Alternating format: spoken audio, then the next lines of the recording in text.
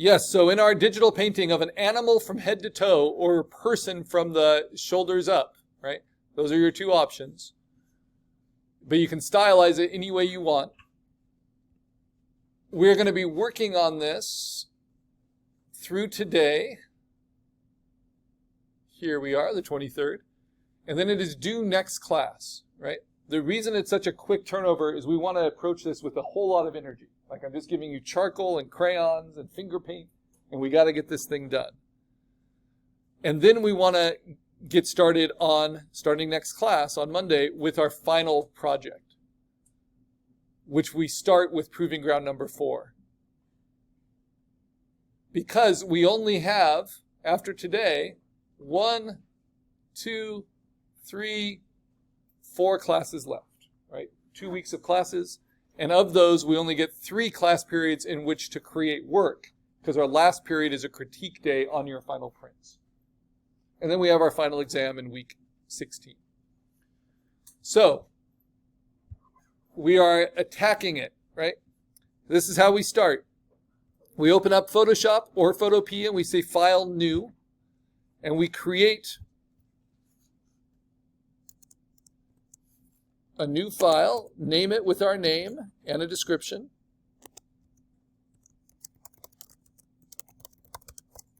My cat's named Bigby, so that's what I'll call it. And then the size we want it. If we want it to be vertical format, we need it to be at least 8 by 10, but I'm going to do 11 by 14. And then for our pixel resolution, I'm going to do 350 instead of 300, but it needs to be at least 300. And the reason for that is it's no more labor intensive to paint at a high resolution than to paint at a low resolution. We're creating every pixel. So if we do 11 by 14 by 350, that will be able to be printed at every size that this lab is able to support. So roughly 11 by 14. If you wanted to do a horizontal format, which actually I might want to do, I can just go to Image and say Image Rotation 180 degrees. That should have worked. And that will then be 14 by 11. So image rotation, not 180 degrees, 90 degrees, right? Turn it on its side. So this is 14 by 11 inches by 350 pixels per inch. Then what do? I bring in my photo reference. First, I bring in my combined references, and I put it up into the right-hand corner. Why the right-hand corner? Well, because I'm right-handed. So if I was painting this on a canvas, this is kind of where I would tape my photo references. Fairly small, because mostly these are just going to be used to steal colors from. Then I'm going to bring in my hero reference. And if you only have one reference, that's this. And I'm going to make that a little bit bigger.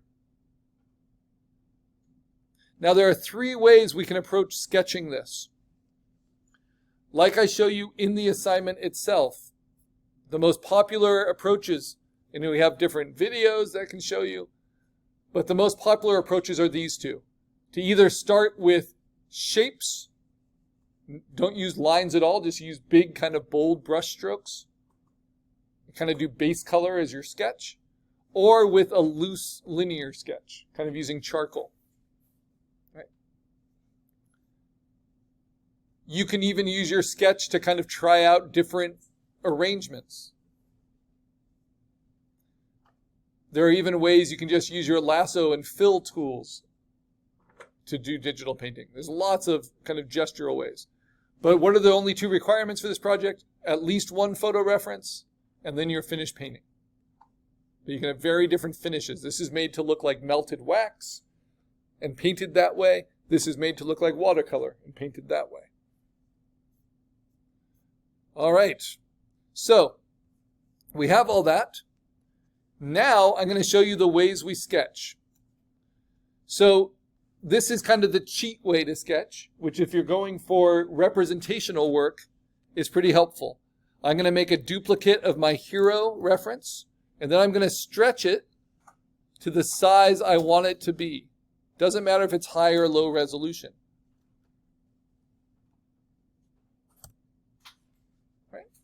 Now I'm going to onion skin it. Take its resolution, or its opacity way down. Then I'm going to lock it. I'm also going to lock all my other layers, including my background white layer, by double-clicking it, renaming it, and then locking it. This is so I don't accidentally paint on any layer I don't want to paint on. Then I create a new layer on top, and this is going to be what's called my rotoscoped sketch. Rotoscoping is when you paint on top of film. It's how lightsabers were made to glow in the original Star Wars movies. So to paint, we're just going to use one tool in the Photoshop toolbox, and that is the brush tool. Just the regular brush tool. The way we control it is with the brush options up here. And for this sketch, we're going to start with general brushes. Do the drop-down menu there, and you want this one, the soft, round pressure brush. The whole reason we use a tablet is for its pressure sensitivity. Click that brush to start.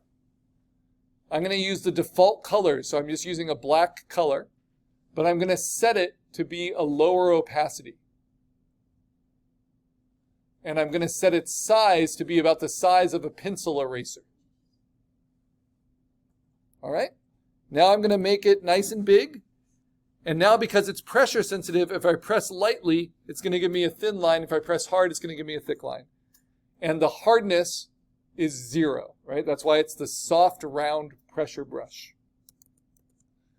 Soft is good for starting, just like using Vine charcoal on a gessoed canvas. So to rotoscope, I would just find these basic shapes, just like we did when we were doing creature compositing and designing the anatomy.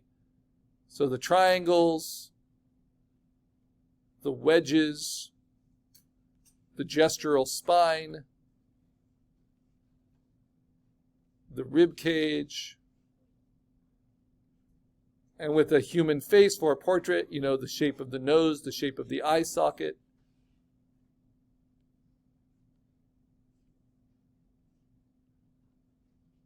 Because I really like this pose, this makes sense to kind of rotoscope it to try to get the energy of that pose just in shapes. I don't think I have the tail quite right. Don't worry about erasing or you can always just redraw, right? Give it some of that energy.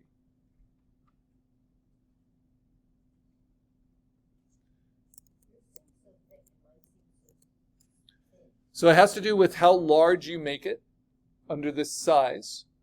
I make it the size of, I just call it a pencil eraser, right? If I'm drawing this with a pencil, this would be the size circle of the eraser at the end of that pencil. So the biggest I could get was filling that eraser.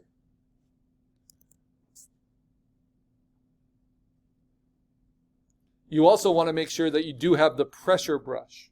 Otherwise, it will give you the same thickness no matter what. All right. Now my cat does have this, the little shape between the eyes. And my cat's coloring is similar to this one. Yeah, actually that's sleeve, but not identical.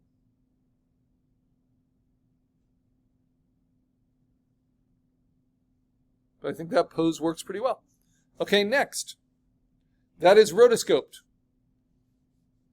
What are the limits of that? The limits of it are anything that's in your hero reference is going to be in your sketch, right? But what you could do at this stage is transform it and play with it, warp it. So if I want the head to be a little bit bigger to show more personality, because my cat's got a lot of personality, right? I can do that. But I like that kind of off-balance pose.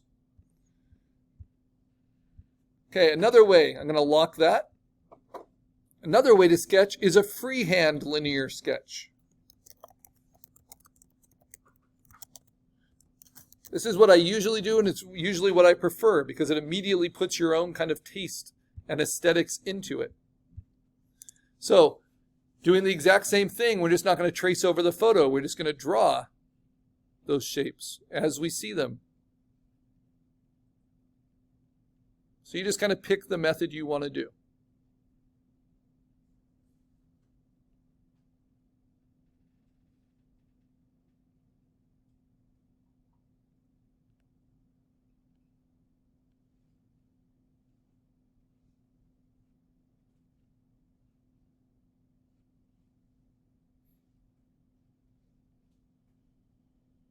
And if you want to get better at drawing, you get better at drawing by drawing. And we have good classes in it. And if drawing is a strength of yours, then use it to its best advantage on this project. Right? Don't be afraid to make your own choices about proportions and shapes. Now remember, this isn't the spot illustration. So things are going to change a lot more with this because of replacing it all with shapes and strokes. So you're not locked into your drawing in any way. But you want to choose the drawing that has more energy. Right? I think it's the rearing up of the spine I'm not quite getting. But what could I do? Well, I could take my hand-drawn layer and I can warp it and stretch it to more closely fit with my rotoscoped one.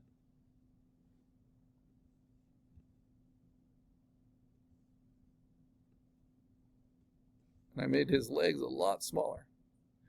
Because one's not better than the other, they're just different approaches. So it depends what you're looking for. So these compositing skills really help. I also didn't put nearly enough space between the front legs. So of those two, I'm liking this one better.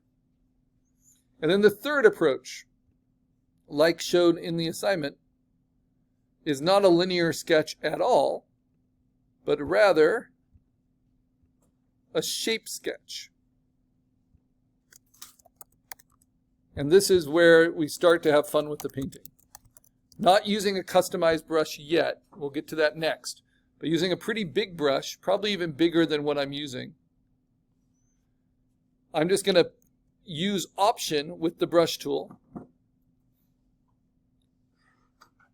I'm going to use it at a higher opacity.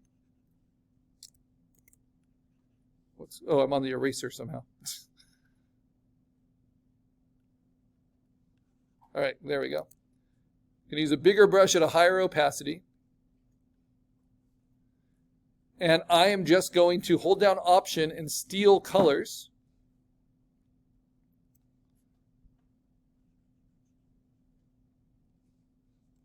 Hold down Option, steal colors.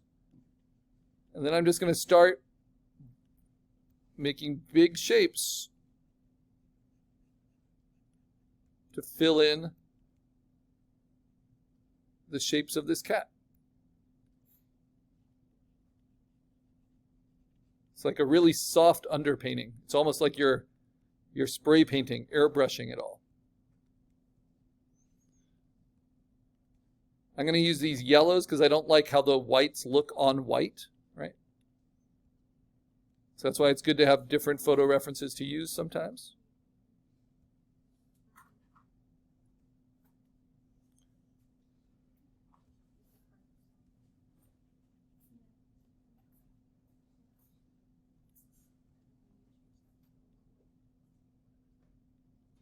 And I'm not trying to do any detail, I'm just trying to block out the shapes.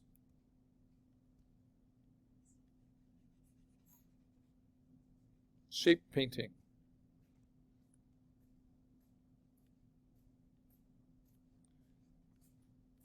Now doing this really helps you focus on the basic shapes, which is quite helpful. Mm-hmm. That's what it's mimicking.